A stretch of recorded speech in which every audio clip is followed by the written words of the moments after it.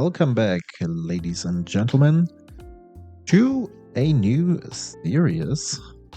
As you can see, I found my way back to playing Magic the Gathering online.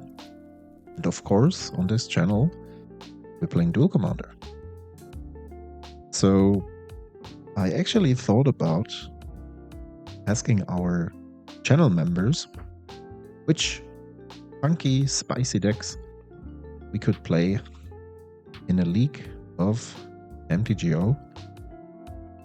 And a couple of those guys, or ladies actually, came up with some cool brews, and one of our members suggested to play the first deck, which was a BANT-BIRD Choco, a deck that I've seen, I think, once or twice on MTG Top 8.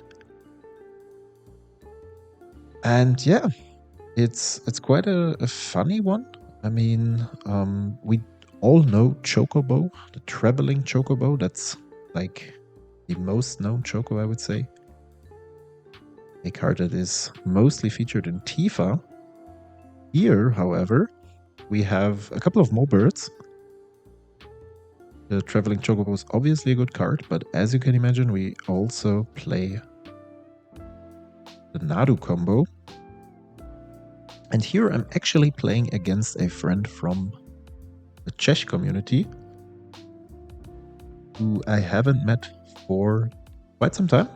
But yeah, I was surprised to meet him here in this league.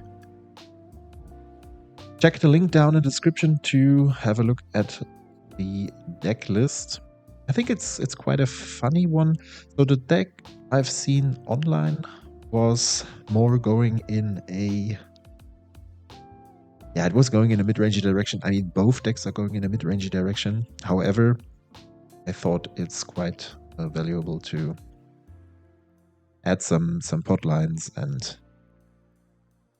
you know, also incorporate a initiative plan, for example.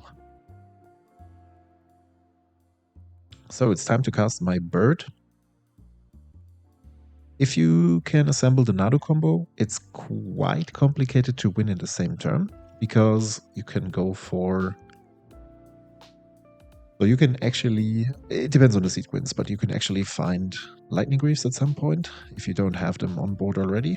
And then you need to find the mana to cast Choco, and more creatures in order to find more triggers. And eventually, for the landfall triggers, you have a big Choco, and if you're very lucky, your opponent has no creature to block Choco, and you can run them down with a big non-flying bird.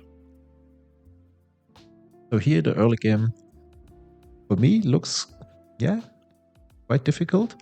Actually, we have to say that it's a very spicy combination that Jacob brought to the table. That's actually a banned Yoshi, something you don't see too often, or even at all. I mean, people are mostly into Yoshi Boros.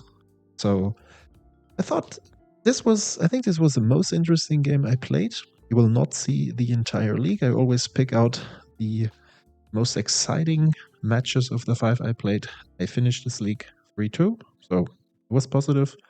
I think I lost against Magda, as well as, so not the Scorpion Dragon Magda, but the Dwarf Magda.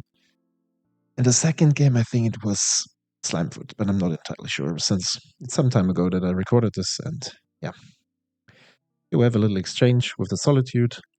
At some point, I'm trying to get back my Nadu, which happens now. Ranger can search me a Nomad next turn, which will likely result not directly in a GG. As I said, I don't have like a deterministic win. Nonetheless, I can create tons of value. Here's a Cloud. Torgal is actually a fun card, I would say. And I'm sure there are more things that he can surprise me with. Actually, I have to be honest, Nimble Obstructionist is such a cool card. I played this back then in Standard, and or mostly in a draft format. But I remember this card was also played in Duel Commander for some time, and I think at that time I even played some Islanders still. And back then it was quite a good one, having a stifling effect that lets you draw a card, or a threat, a flashy threat in this case.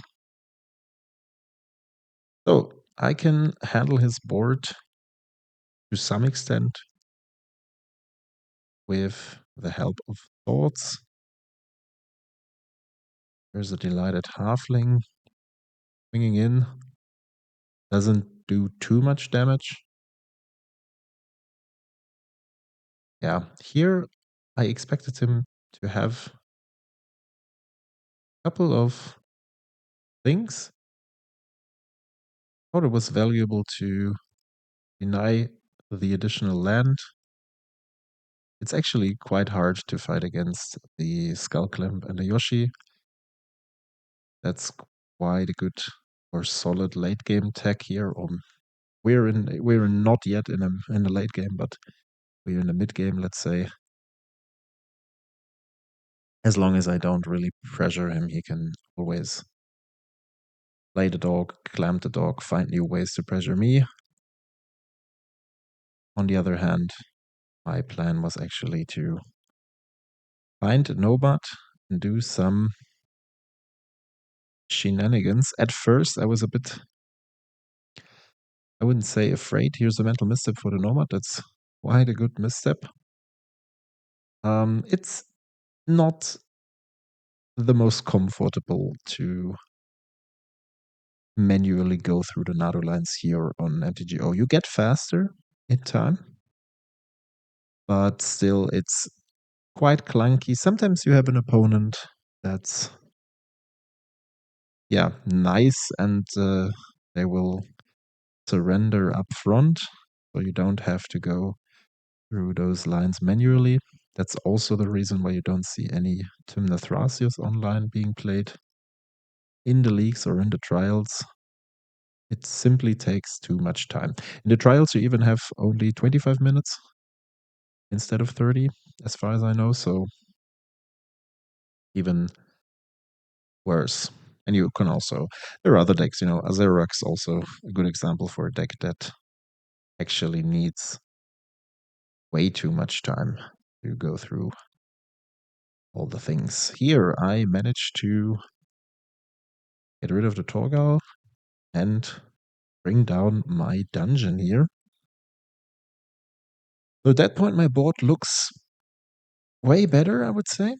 Then again, as I said, he has a Skull Clamp.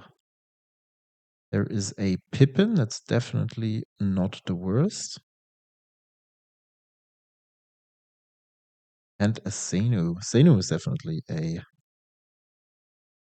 dangerous one in combination with Yoshi, especially because it has flying, and right now I only have the bird to block it.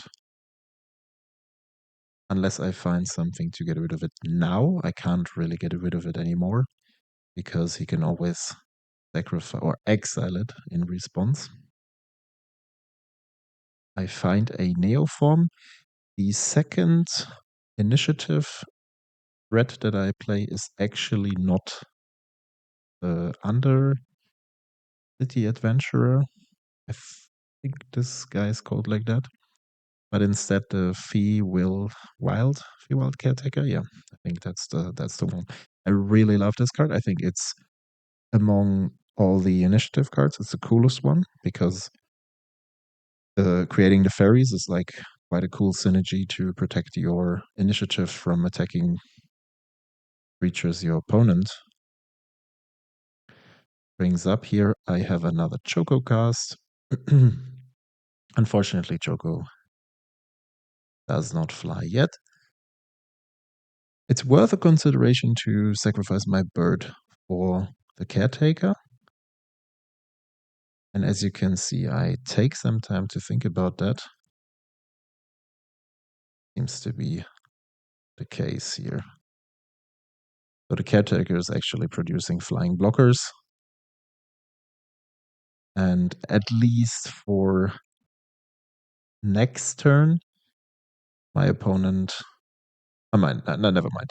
The Pippin is actually granting protection from a type rather than a color. So he gets back the initiative once, but on the backswing, I have quite a big army actually. I really enjoyed playing this deck. I love playing Band from back then. I think it's a very cool color combination. I'm glad that Peter Parker is available. I think this is the closest card to bring back Band. You've seen it on our channel.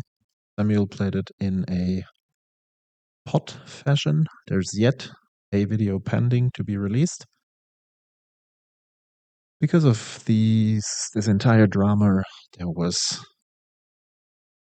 I took a little break, so to say, from the content creation in order to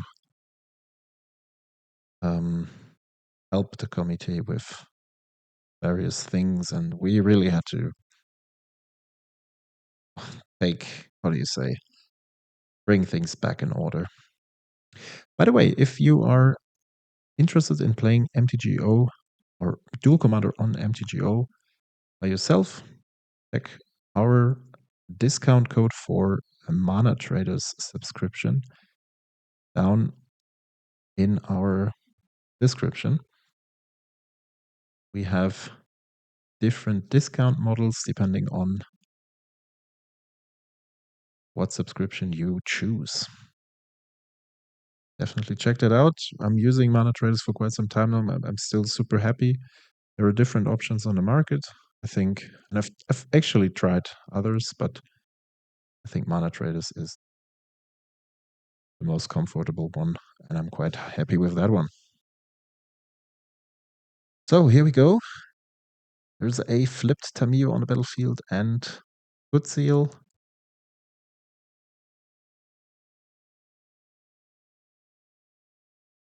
I have an Explore trigger from the Dungeoneer. My opponent is on 11. One of those cards, most likely the Dungeoneer, will have protection from creatures.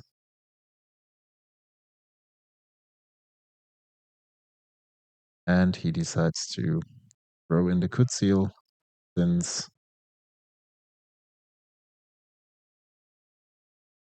he cannot afford to not block.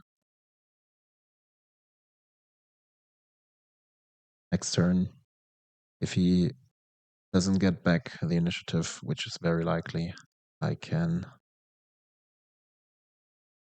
just venture into the fifth one. Here I draw a Brazen Borer, a Petty Theft for bouncing the Pippin. At that turn, or at that point, Tamiyo is not really dangerous anymore. That's, by the way, the reason I do not attack with the Fairy Dragon, because it would be reduced to 0 power anyways.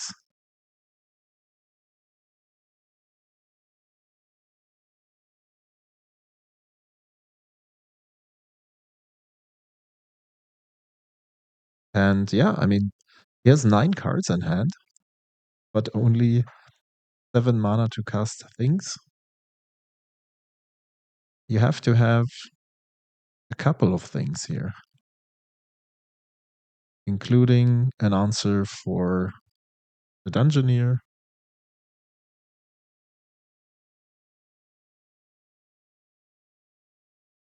a Questing Beast. That's an interesting one. But it's probably not going to seal the deal. I cannot block with any of the creatures, since everything that is currently untapped has power 2 or less. So there is a way to get back the initiative on his side, which makes the game even more grindy, I would say.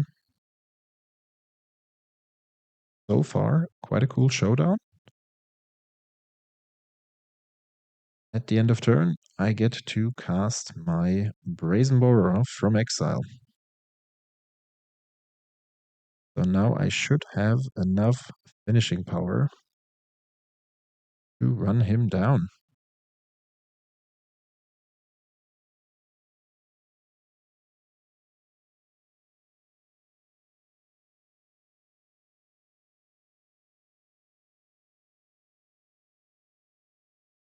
All the separate triggers from Tamiyo.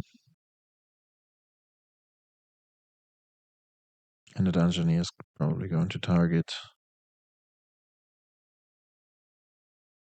himself.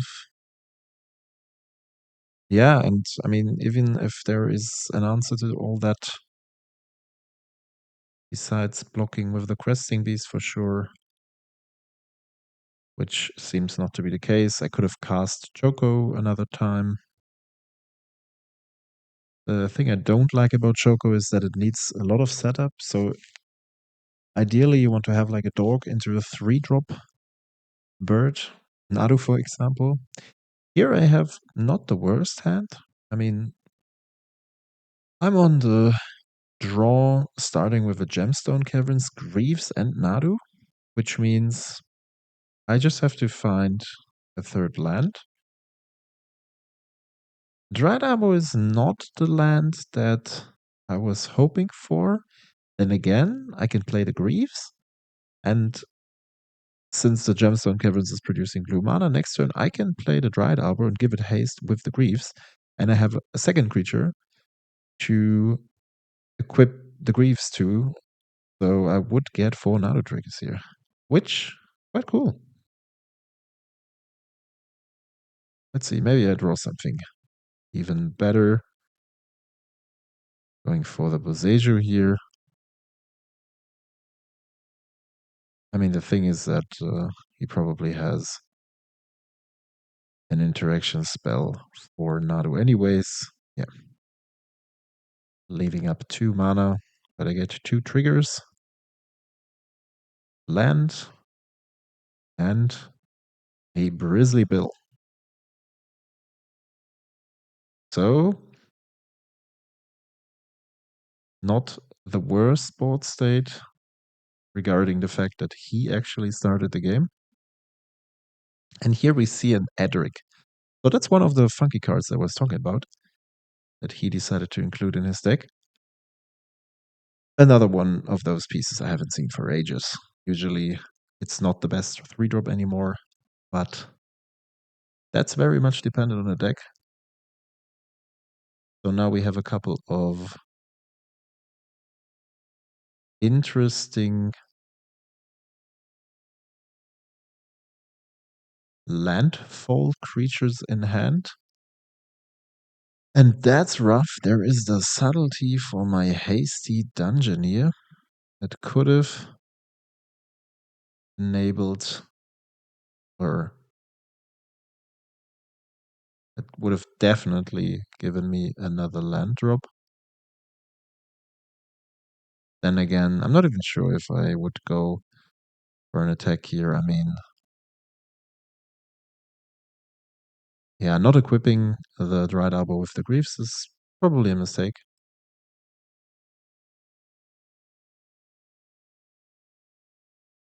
But not even sure if I was planning to block. I think I have to block, denying some card draw and also denying the damage, since this is quite a big clock with 5 damage turn by turn.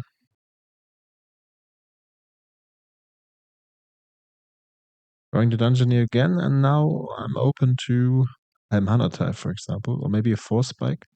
Even a Mana Leak, that's honestly something I did not expect. I would have thought that he does not feature any of those hard counters. I mean, Subtlety is fine. Force Spike, Mana Type, these things, yeah, maybe wash away, but Mana Leak goes a bit deeper into that direction. That's always an interesting thing when facing these rogue decks on MTGO. You don't really know what you're playing against unless you see your opponent casting unexpected cards. Not drawing any lands is helpful. Actually, not. Yeah, casting the voice and casting Brizzly, not having the lands, despite having two landfall creatures, is definitely not helpful. I could have gambled for the Chocobo to find another land and, yeah, then maybe cast one of the two drops. Now there is a Daze that helps, at least brings down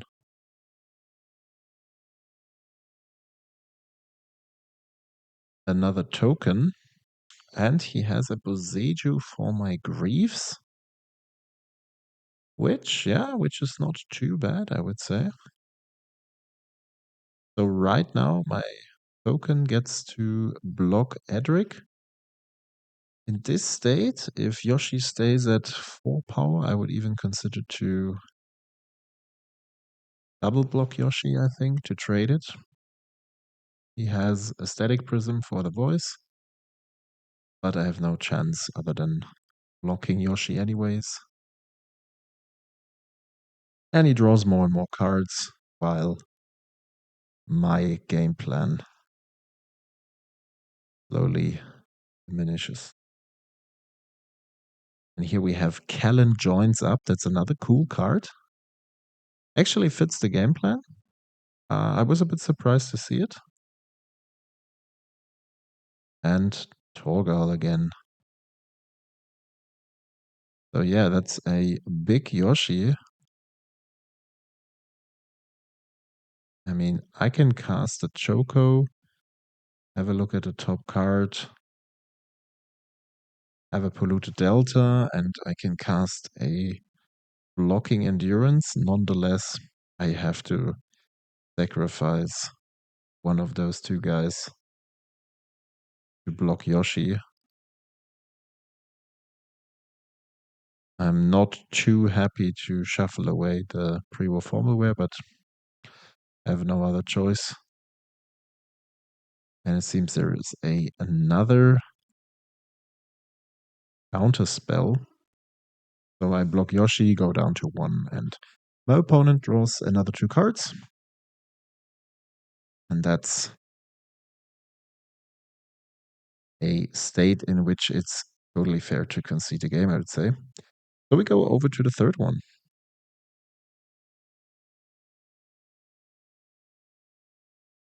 I'm on the play again. This hand is decent, I would say.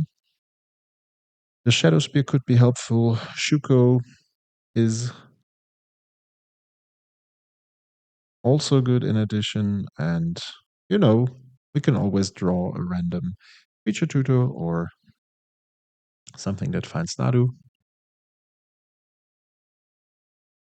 If the Verge would produce white instead of green, I could not keep this hand. But in this case, I mean, I could keep the hand, but I don't have a halfling turn 1, which is actually the goal. Next turn, it lets me cast the Shadow Spear, so it's protected from potential mental misstep. I'm not too afraid of that, but can happen. Here I have my own Force Spike, but very keen to bring down my voice. Has been a good 2-drop in the previous game, and I think overall in pot decks and, whenever you're restricted in colors, mostly Naya. I think you see it in Naya and BANT decks most of the time. It's still a good creature. I think even some Timnon Thrasios lists feature it from time to time.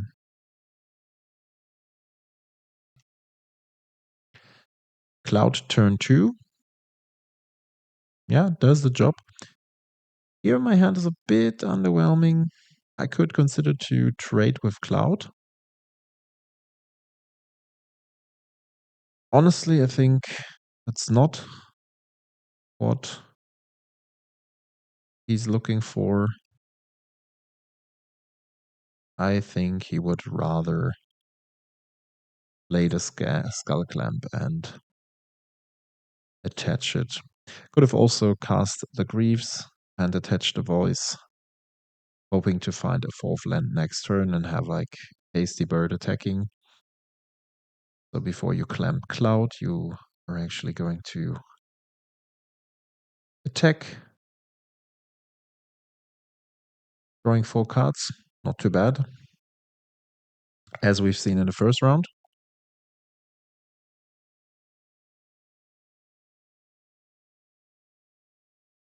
But let's see, I have the Force Spike. Maybe it can do something. Here I just take the chance to throw it at a Worldly Tutor.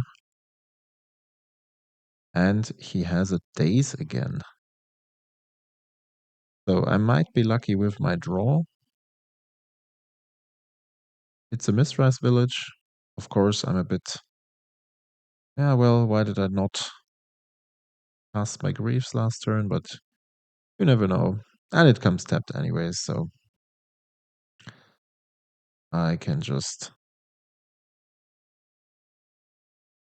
bring down the Lightning Greaves in addition, instead of attaching to Shadow Spears.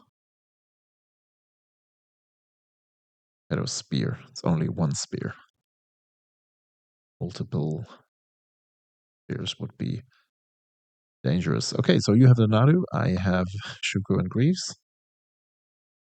And I think with a hasty Choco, it will be interesting. So we have a trigger. And the way it works is for each bird you attack with, or you look at the top X cards, depending on the amount of birds you have, and you can put, I think you can put one of those cards into your hand, and then the land cards can be put onto the battlefield.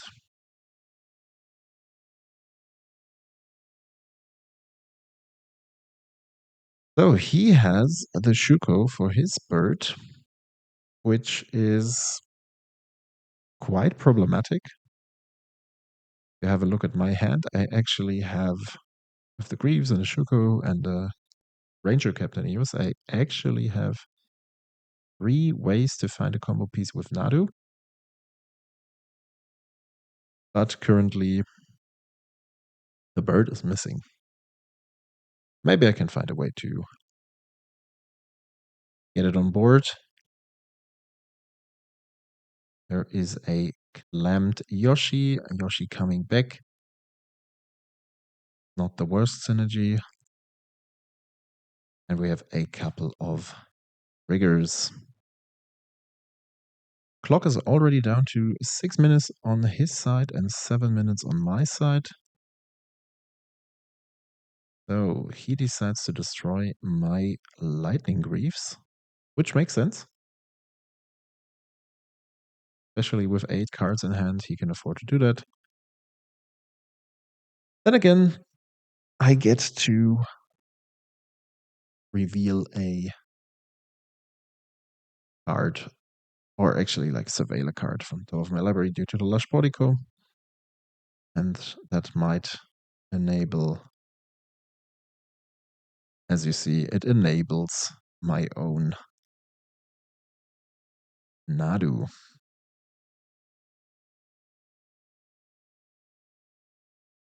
So I think I was thinking about whether or not to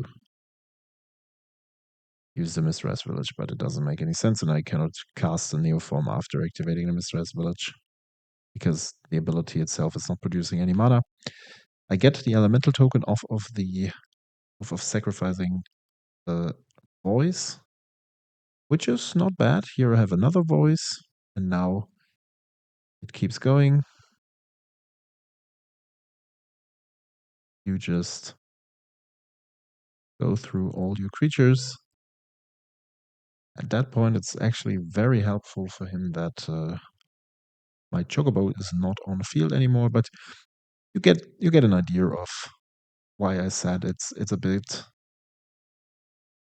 stressful to go through these Nadu lines on Modo.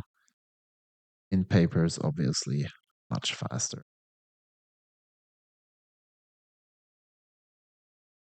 And that's also a side effect that your board getting smaller and smaller, which at some point it makes it hard to track down things. I found my own days. My opponent at this stage only has 2 creatures on field, while I have a few more, and I also have a few more lands on field, so it's an interesting showdown. And I would assume it comes down to timer, if I'm not mistaken. Which, again, some people say it's an awkward thing in MTGO. Then again, you know, if you're playing paper tournaments, there's a timer too. Sure, you don't have any extra turns here. I think extra turns wouldn't work on MTGO because your opponent can stall to infinity and force you to rage quit at some point.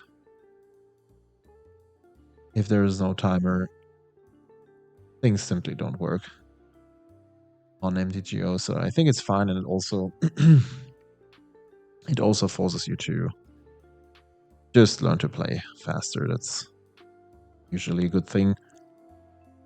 I mean, if you're playing, we've all experienced that, playing a paper tournament and your opponent is taking 5 minutes for a decision and you're trying to be a nice guy, not calling the judge for slow play because, you know, new player and this and that, and yeah, it still not loses you the game, but you end up with a draw because at some point they manage to sneak a lucky win or whatsoever. There are these types of situations, so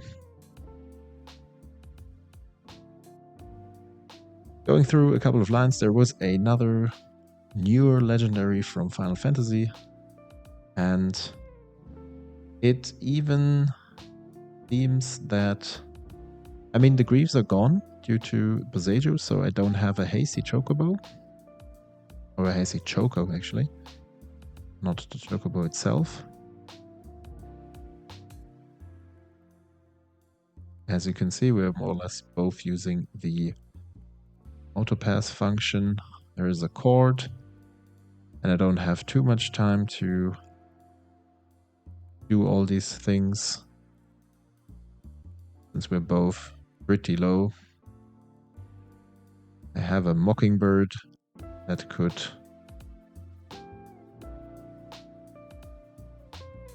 copy anything on field. It does copy, I think, his legendary that he had, that he brought down. I'm not entirely sure. But, you know,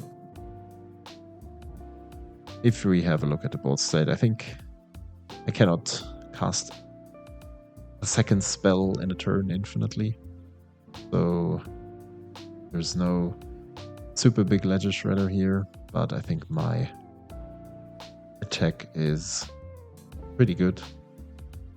I can give my Ledger Shredder protection from blue or green.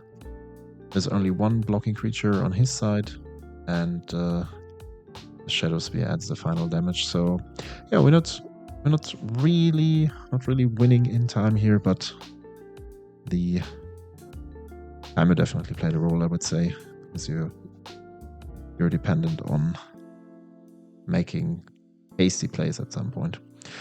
So guys, let me know what you think about this series. I have more videos prepared with other fancy commanders. Our members know what I'm talking about. And yeah, if you like and enjoy this series, just leave a comment and let me know your feedback, and we will do more of this in the future. Thanks for tuning in, guys, and see you in the next one. Bye-bye.